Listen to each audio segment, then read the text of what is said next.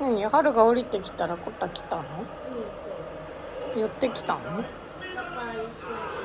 うーん。かわいい。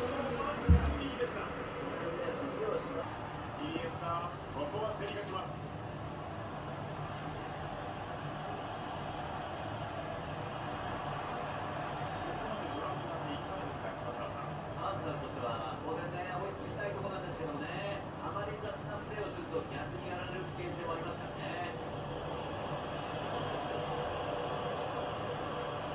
太郎幸せそうな顔だよ。マッサージ好きなのかマッサージしてるの？な。マッサージしてるよ。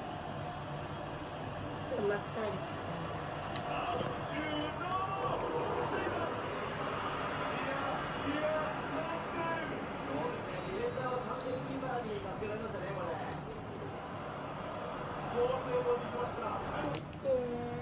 乗ってるね。大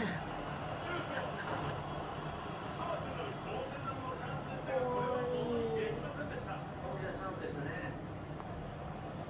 焼けてるバージョン。かわいいこと。きれいな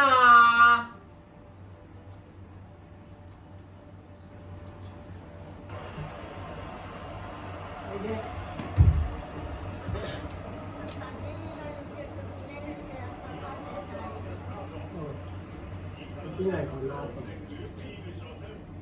2分で。早く行こう。来てくんないの？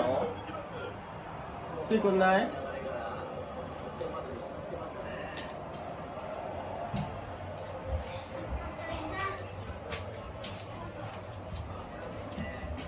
あれ行くの？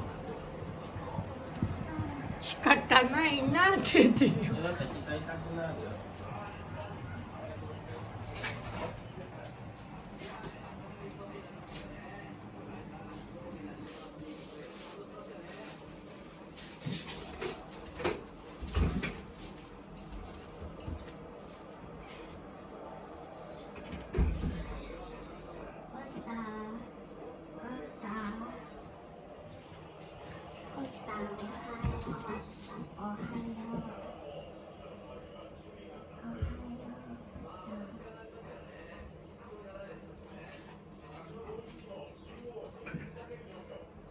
いってらっしゃい。